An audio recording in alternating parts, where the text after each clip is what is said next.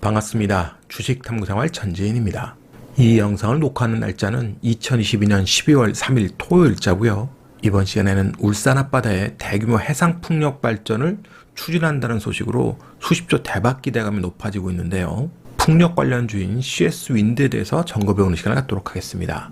먼저 시황을 좀 살펴보면 파월 연준 의장이 금주에 또다시 금리 인상 속도 조절론을 들고 나왔죠. 하지만 금리 인상은 계속될 거다. 그러니까 속도는 조절해도 기간은 길어질 거다. 사실 똑같은 얘기를 계속 반복하고 있는데 좀 발언 수위를 낮추고 있는 편입니다. 그래서 시장이 또 환호하고 급등했던 모습을 볼 수 있었는데요. 여기에 PC 물가지수도 발표돼서 거기 어느 정도 부합하는 모습을 또 보였죠. 개인 소득 같은 경우 0.4% 증가해서 0.7% 증가로 상당히 높게 증가폭이 나왔고요. 개인 소득이 증가하니까 개인 소비도 0.6에서 0.8로 증가했습니다. 그러니까 경기 침체가 올 거라고 얘기는 하지만 지금 당장은 소비가 잘 이루어지고 있습니다.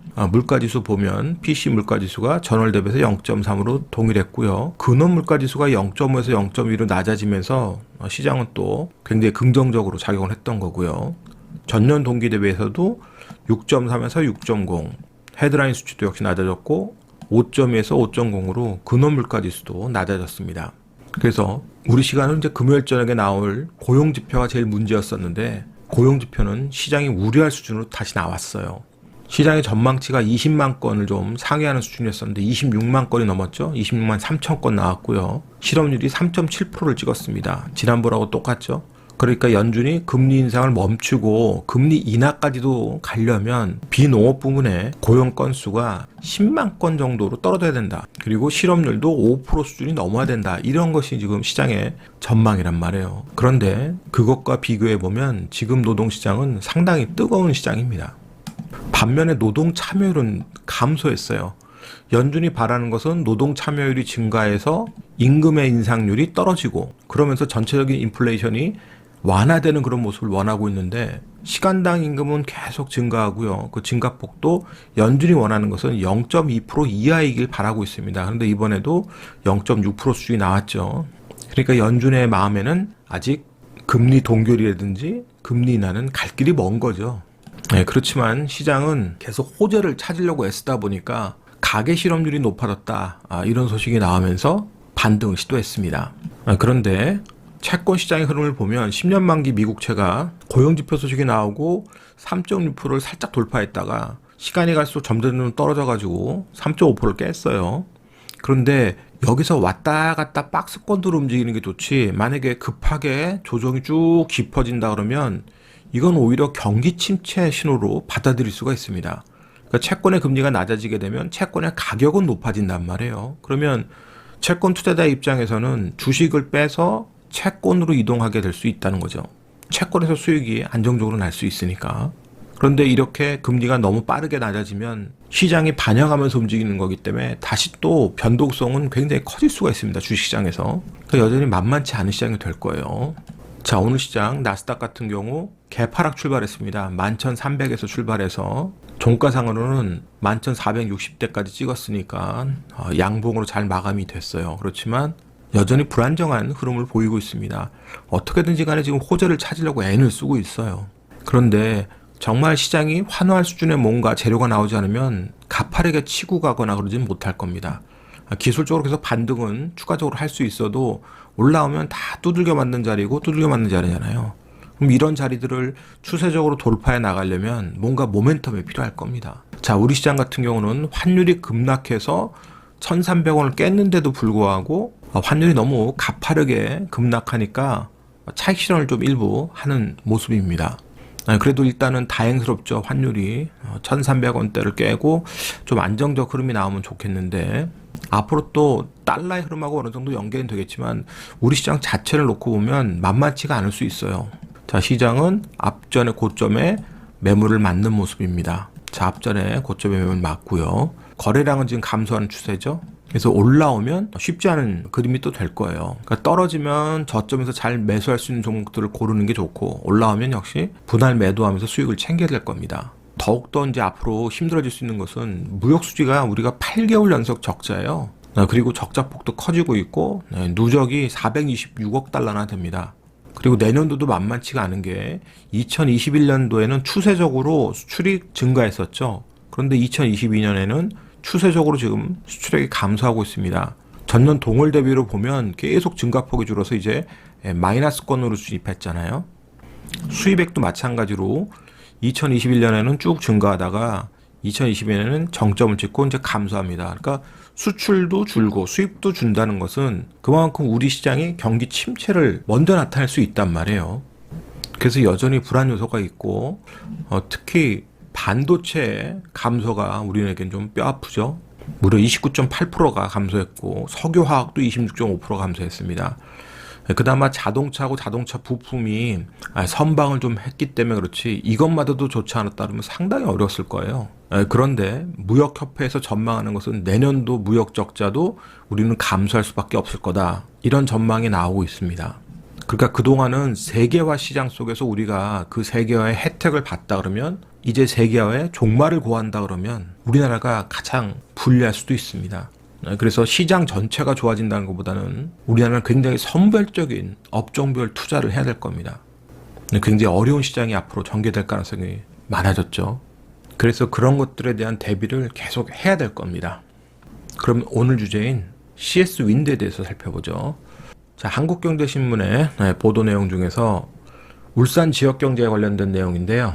그 중에서도 해상풍력 추진 관련된 내용입니다.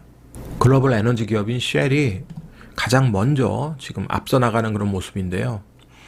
울산 앞바다에다가 해상풍력 6조 원 이상 투자할 거다 그러고 있고 노르웨이 국영기업인 에큐노르라든지 프랑스의 토탈, 미국의 에너지기업 KFW 그리고 덴마크의 투자운용사 CIP를 비롯해서 기업 5곳이 지금 해상풍력을 추진 중이라는 소식이에요. 그러니까 해상풍력 관련해서는 계속 호재가 될 수 있겠죠. 물론 이 내용은 이미 1년 전에 나온 내용입니다. 그런데 이것이 좀 구체화되고 있다는 소식이니까 긍정적이라는 거예요. 자, 글로벌 에너지 기업인 쉘이 코엔섹시콘하고 합작법인 문무바람을 설립했는데 이 문무바람에서 베스타스를 풍력 터빈 우선 공급업체로 선정했습니다. 덴마크의 베스타스는 해상풍력 터빈 관련해서 아주 좋은 기술을 보유하고 있는 기업인데요. 국내에서는 CS 윈드와 좋은 파트너십을 맺고 있습니다. CS 윈드는 지난 11월 달에 미국 지역에 공급할 풍력 타워를 이 베스타스하고 계약을 했어요. 내년 4월까지 680억 규모로 계약을 한 이력이 있고 주요 파트너사 중에 하나입니다. 그래서 언제든지 부각될 가능성이 있고요. 그리고 지멘스하고 2024년 5월부터 2030년 12월까지 약 3조 8천억 규모의 대박 계획을 따냈죠. 이게 좀 기간이 좀 짧았다면 정말 좋았을 텐데 뭐 한 2, 3년 정도였다면 진짜 대박인데 기간이 조금 길다는 게 조금 아쉽긴 합니다만 그래도 대단한 계약을 따냈습니다. 이것 때문에 일단 기관과 외국인 수급이 최근에 좋았던 거고요. 그런데 울산 관련된 뭐 재료까지도 만약에 시장에 부각이 된다 그러면 계약을 따고 안 따고는 나중 문제고 재료 가지고 수급이 붙는다면 매매할 수 있는 기회가 될 겁니다. 자, CS 윈드는 지금 주요 매출처가 유럽이 제일 높고요. 그 다음이 미국입니다. 그런데 미국의 IRA 법안이 지금 통과됐잖아요. 그래서 향후에 미국 지역에 매출이 크게 증가할 것으로 기대를 하고 있고 이미 투자를 좀 하고 있고요.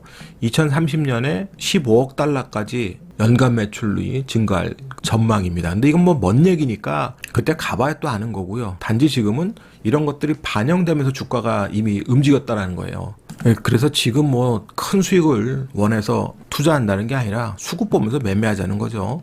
그 이유는 실적에 있습니다. 올해 실적이 약 800억 정도 지금 회사에서 예상한단 말이에요. 그런데 이미 시총은 3조가 넘었습니다. 적은 시총이 아니죠. 지금 만약 시총이 1조대라 그러면 분명히 좀 매력적인 시총이 될 수 있을 텐데 이미 3조대이기 때문에 여기서 엄청 큰 수익을 바라는 것은 쉽지가 않습니다. 시장 상황도 그렇고요. 그래서 지금은 수급 보면서 매매한다. 11월 9일 날 장대 양봉 나오면서 재료가 일정 부분 반영되고 수급이 집중됐던 시기입니다. 기관 외국인이 쌍끌이 매수가 들어왔던 시기인데 이때부터의 그 수익률이 금요일장 기준으로 하면 0.95%, 1.29%밖에 수익이 크게 나지 않았어요. 평균가가 기관이 73,800원, 외국인은 73,500원입니다. 자, 630억 정도 샀고 외국인은 510억 정도 샀어요. 얘네들이 주가가 추가적으로 밀리면 다 물려 있잖아요. 그러면 악재가 나오지 않는 이상은 다 기술적 반등을 시도를 하게 될 겁니다. 그래서 그 부분을 우리가 추적하면서 매매할 필요가 있는 거죠. 자, 대차거래 쪽도 나쁘지 않습니다. 지난 10월 달에 정점 찍고 지속적으로 지금 대차거래가 감소하잖아요. 그러니까 공매도에 대한 부담이 지금 줄고 있다. 이런 부분도 긍정적일 수 있죠. 그래서 차트를 통해서 주가의 위치와 전략을 점검해 보겠습니다. 자, 11월 9일 날 장대 항목 나왔고 거래가 일부 실렸습니다. 그리고 이제 급등이 시작됐는데 이때부터 기관하고 외국인들의 집중 매수세가 들어왔던 거고요. 자, 고점에서 고공전투하다가 수급이 약간 밀리면서 주가가 좀 조정이 나왔습니다. 그런데 이렇게 조정 나올 때가 매수할 수 있는 기회인 거예요. 아까도 말했지만 73,800원부터 그 밑으로 떨어지게 되면 반등할 수 있는 기회를 준다 그랬잖아요. 만약에 다음 주라도 이 21일 평선을 깬다거나 오늘의 저점을 깬 그런 모습들이 나온다 그러면 욕심부리지 않고 비중만 조절 잘해서 분할 매수하면서 떨어질 때마다 조금씩 분할 매수하면 반등할 때 팔 수 있는 기회를 줄 겁니다. 그러면 분할 매도해서 또 수익 챙겨놓고 다른 재료 없이 그냥 수급으로만 또 빠지면 분할 매수해서 또 반등하면 팔고 그렇게 당분간 매매할 수 있는 기회를 줄 수 있는 종목이 되는 거죠. 대량 거래로 빠진 것도 아니고요. 그리고 기관이 매물을 내놨는데 그 매물을 외국인들이 금요일자에 받았습니다. 그러니까 서로 샀다 팔았다 하면 문제가 없다 그랬잖아요. 네, 그러면 위에서 지금 고공전투라는 중인 거니까 그 부분을 우리가 생각해서 매매를 하면 되겠죠. 단 종가상으로 7만 원을 거래량 실린 장대형보로 깬다거나 또는 외국인이나 기관이 쌍끌이로 매물 뭐 몇십만 주씩 내면서 깼다거나 그런 게 아니면 계속 매매할 기회를 줄 거예요. 앞전에 이런 매물대가 있기 때문에 그냥 막 가기는 쉽지 않습니다. 더 많은 거래가 터져져서 매물 소화해야 되기 때문에 이런 매물 소화 과정은 반드시 필요할 거예요. 그러니까 그런 매물 소화 과정에서 샀다 팔았다 하는 겁니다. 기준은 7만 원을 놓고 종가상으로 깨지나 안 깨지나 깨지면 반등할 때 일단 좀 빠져나왔다가 다시 수급 보고 매매할 수 있는 길을 찾는 거고 종가상으로 안 깨지면 계속 떨어지면 사고 올라가면 팔고 샀다 팔았다 하는 거죠. 그리고 오늘 좀 많이 피곤한데요. 오늘 새벽에 대한민국이 16강 진출한다는 아주 기적의 소식을 전했죠. 그 시간을 피곤하지만 함께해서 개인적으로 너무나 기뻤고 정말 감동적이었습니다. 그런데 그런 기적은요. 간절하고 그 간절함을 행동으로 옮기는 사람에게만 나타날 수 있을 거예요. 그리고 분명히 그 믿음이 있어야 됩니다. 그렇지 않으면 중간에 포기하게 되고 어려워질 거예요. 근데 이 주식 투자도 마찬가지라고 생각하니까요. 여러분들도 혹시 축구를 보신 분이 있으면 곰곰이 한번 생각을 해보세요. 오늘자 한 줄 요약. 기적은 믿음으로부터 출발한다.